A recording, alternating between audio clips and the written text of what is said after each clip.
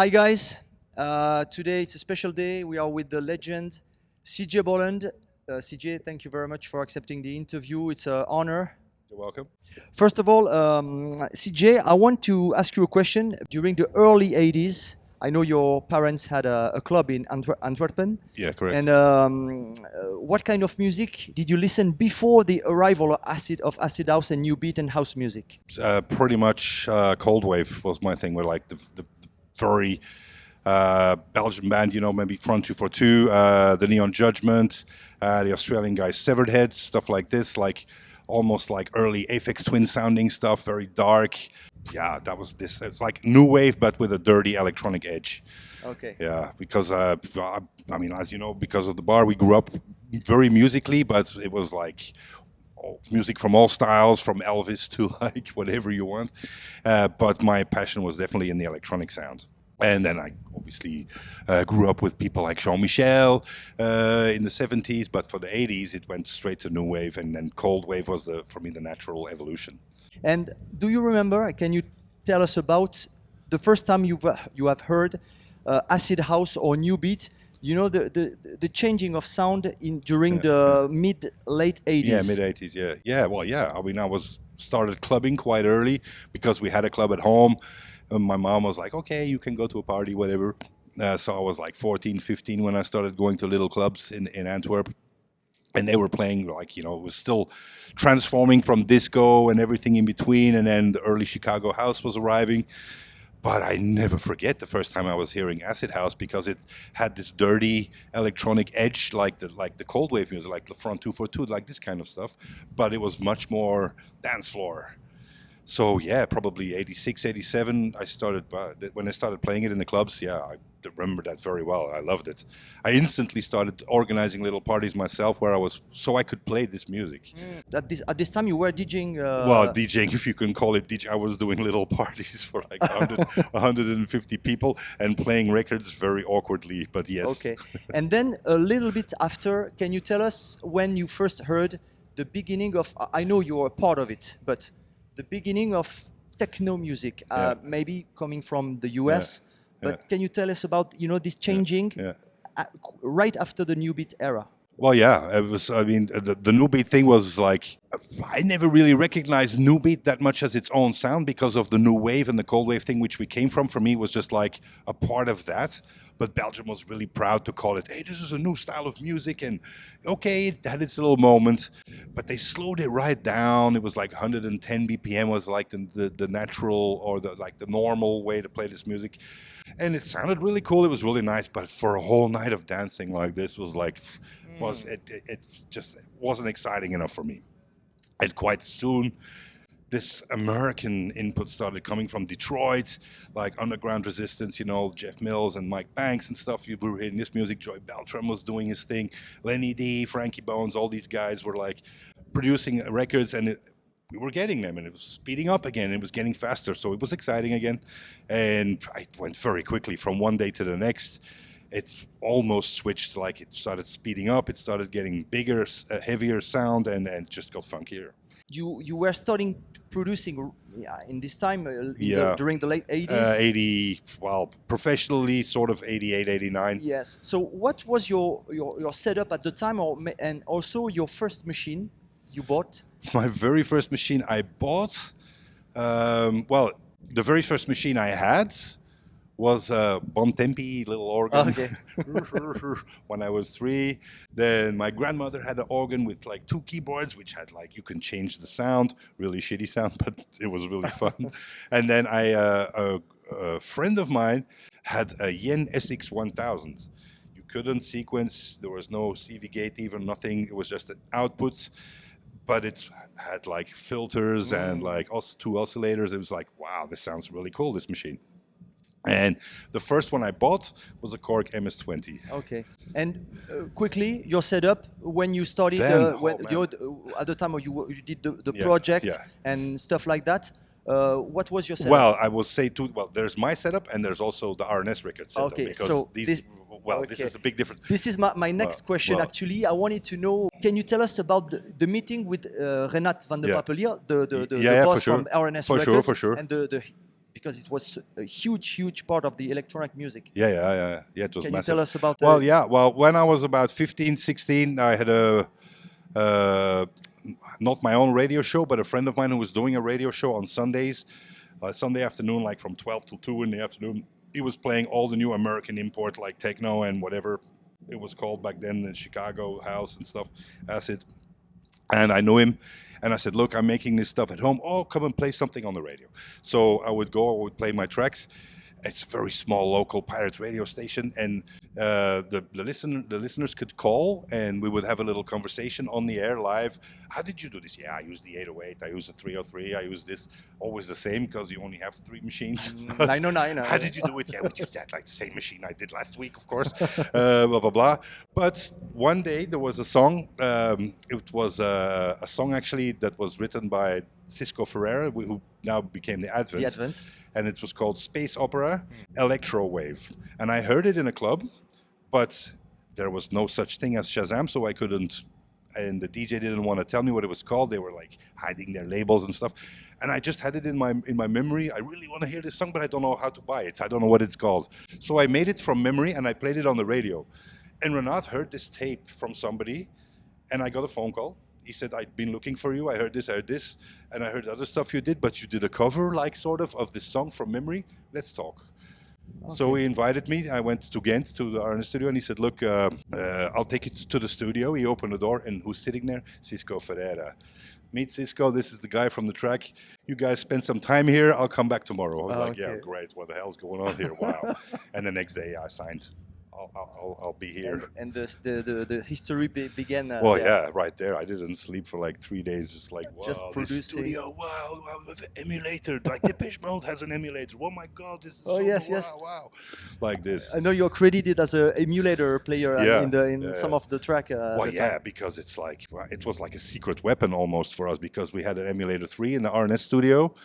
And nobody had this. Everybody had an S900 or S1000, very good, but very basic sampler. And we had a sampler with analog filters and all these kind of crazy possibilities. So I literally had a secret weapon. It's like now if you have like some new piece of AI software that nobody has yet and you have it 5 years before everybody else, yeah, that's like this kind of feeling. Like, wow, this machine is crazy. And it cost like $1 million back then. It was impossible for beginning musicians to buy this, so only in a studio if you had it. And you were producing and collaborating with people like Gaëtan Bouvy, David Morley, Cisco Ferreira, and Steve Kopp. Yeah. Can you tell us a little bit about this collaboration at the beginning, very beginning? Yeah. Well, mostly these kind of collaborations. Well, David Morley is a separate thing. David Morley was already working at RNS Records before. He did a lot of big new beat tunes. He's less famous as David Morley because he never really used his own name. He was always working under a pseudonym. He was Spectrum, he was like Digital Vamp, like always different names.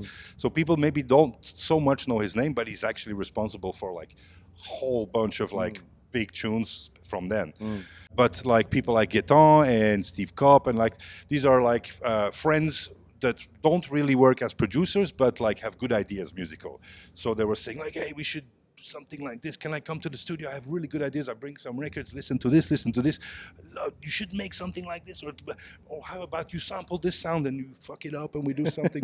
this kind of collaborations. Like collaborations with Cisco. There's like 2 producers in the same studio. We almost don't even talk to each other. It's just like he's playing on one machine, I'm playing on the other machine. We just record, and it's like. What 6 hours went by? Are you hungry, Cisco? Yeah, it's the first time we talk. Like, but like with people like Steve Kopp, and like it's more like an idea collaboration. Yes, I know you are. We are producing a lot of still nowadays with the Old Bastard Rave, Old Bastards. Oh, you know this Old Rave Bastards. Okay. I know. I'm a fan. I'm a big fan. I wasn't sure if I should keep it secret or it's like, but I sort of left it in the middle. I'm not really pushing it. It's just like it's there, a little thing. I think you should keep on doing. I will keep doing it. I will keep doing it. Just a question about records, because we are collectors and we are very fond of the vinyl and the records. What is your connection with records, and are you a collector or do you have a collection? Well, I'm not like a maniac collector, like I have to have it on vinyl or whatever, but obviously I bought a lot of records over the years and I got a lot of promo stuff sent to me, so I have a lot of records. but I can't do it anymore. It's like, firstly, we don't use them anymore. I mean, I could go out and play vinyl every week, but it's always, sometimes it's okay. Sometimes they even ask you, could you play vinyl? Sure, I'll bring the vinyl, but most of the time it's awkward. There's a setup with 2 or 3 CDJs or whatever, or laptop or anything that's going on. And if you put, I want to play only my vinyl. Often it doesn't sound right. It's not set up properly or whatever. It's just all awkward. It's an art to set up and I did it for like 30 years. It's like, I've been there, done that. Yeah. I'm quite happy to have a little stick in my pocket now than these 2 20-kilogram crates. Yeah. And but do you have a collection maybe at home anyway? Well, yeah, I have a collection. It's mostly at the studio. I have like 700 records at home and about 10,000 in the studio or something. I had a lot more before, but I sold like 20,000 or something over the years. I just sold them. Okay. Question back to the past. You have the DeLorean, just like in Back to the Future. You can program and take one particular place and time. You can choose one thing. When and where would it be? Wow, man, that is a big question. Well, the first thing that popped in my brain when you said that, I was thinking, oh, but maybe I want to be in the studio with Herbie Hancock sitting next to the Fairlight, you know, while he's programming rockets, you know, like I'm just like, wow, Fairlight, oh my God, what's he doing, this guy, what the hell? That would be a good moment. But a million more moments but like you this. just have one choice. This is the first thing that came in my head, so it was an honest reaction. Okay. Nowadays, what do you think is great with electronic music and technology? Positive thing today? Oh man, there's so many possibilities now. It's crazy. I mean, I love it too. I mean, I used to be a real gadget freak before. I knew everything about every machine before it was even in the store, just because I was excited about it. But now there's so much. Obviously, I don't have all the knowledge like before, but it's like, wow, there's so many possibilities of what you can do. It's great the way we used to work, the old school way had a lot of good points. But now, I mean, like editing a song, for instance, like in 1988, editing a song was 2 days work with some scissors and some sticky tape, like cutting the tape. And now it's obviously like 1 second job. It's like nothing. You don't even think about this anymore. But all the possibilities with all the VSTs, I'm a little bit of a, I'm a little bit hooked on VSTs. I think I have too many. I should. Less is better. Well, yeah, sometimes. this is the thing. This is the thing. I have a lot of synths, like hardware synths too, but I don't go crazy with this. Obviously, you can't because it also costs a squillion bucks to keep buying hardware. But with the VSTs, I'm a little overindulging. I have too many, I think. Okay. But good ones. So I use them. So okay. And what do you dislike? But I'm precise with this question, in the electronic scene of today, Well, I don't really, look, I've been in this scene for so long, I like, things change. I'm getting older, it's time for the next generation, well, I don't know how many generations we are now, a few, it's all good. For me, the least exciting thing about this is the wannabe famous quick vibe that you get from not everybody. There's a lot of great people working their way up, but taking the shortcuts, just trying to be famous quick, just for the reason of being famous. And you get like interchangeable artists. It doesn't even really matter who's standing there. They're playing the top 10 on Beatport. You take him away, put the next guy, it's the same music, it's the same thing, there's nothing interesting going on. So I don't have a problem with it if that's what you want to do, but I have no interest in this whatsoever. I want to see somebody doing something I didn't see. It sounds exciting. What is this guy or what is this girl doing? Fucking amazing stuff. That's, just surprises. So yeah, it's a little bit, that's the way it always goes. When I was doing it back in the 80s, 90s, it wasn't mainstream. We had to fight just to get an hour on the radio somewhere. There was no TV. Nobody cared. It's just us doing our thing, and that was normal. Now, like Charlotte de Witt, Amelie Lenz do something, the whole newspapers are talking about it. It's like David Beckham or Tom Cruise just did something. Oh, they're having a baby, like it's like on CNN. It's like, okay, fair enough, that's fine. It's now a big commercial scene, that's fine. But be interesting. Don't be boring. CJ, apart from electronic music, what kind of music are you listening at home or? Everything broad, very broad. I'm a big Queen fan still. Like, I love stuff like that. Like I said, I grew up with Elvis and Queen and stuff like that, so that could easily go on. Yeah, very broad, everything. Good stuff, obviously. Like today, I was listening the whole day to Kate Bush. Do you have upcoming projects, something you can maybe talk us a little bit about? Well, I'm working on several things at the moment. I'm doing a lot of ghost writing. Oh. But obviously I can't tell you about that. I have a band that I worked with for 20 years in Belgium called Magnus. Mm-hmm. Officially, we sort of did our goodbye shows in 2018, but in 2024 it will be 20 years since the release of the first album. So we're going to do something special on that. We're doing new versions, a couple of remixes, going to be going out on the road with that. I've been doing a lot of collaborations. So I'm getting a little bored sitting in my studio alone again. So I've been doing a lot of collaborations with new and upcoming people. A Belgian guy called Arno Lemmens, another Belgian guy called Matthias Mays, who may not be super famous yet, but I think one day they will be. And we're doing good stuff together.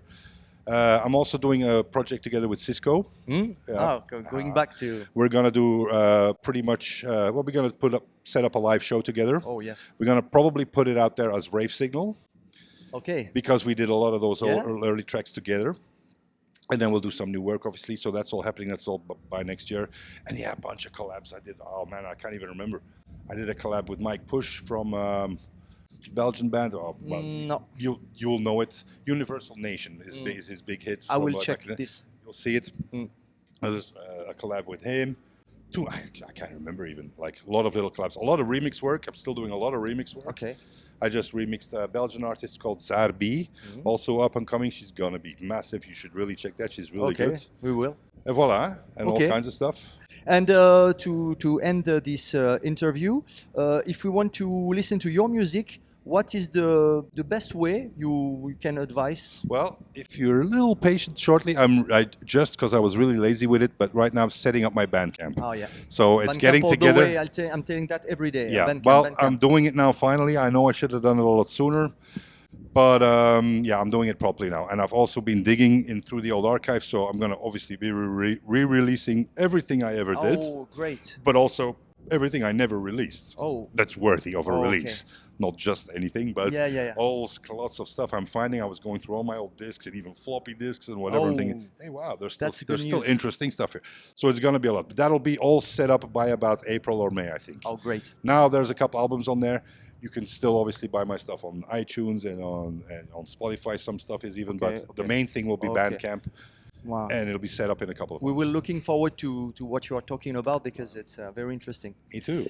CJ, thank you very much for your time and for the honor. You're a legend. I'm a great fan. I'm so happy. Thank you very much. Dank je wel. Dank u. Merci. En goede avond. Dank. Goedenavond. Ciao.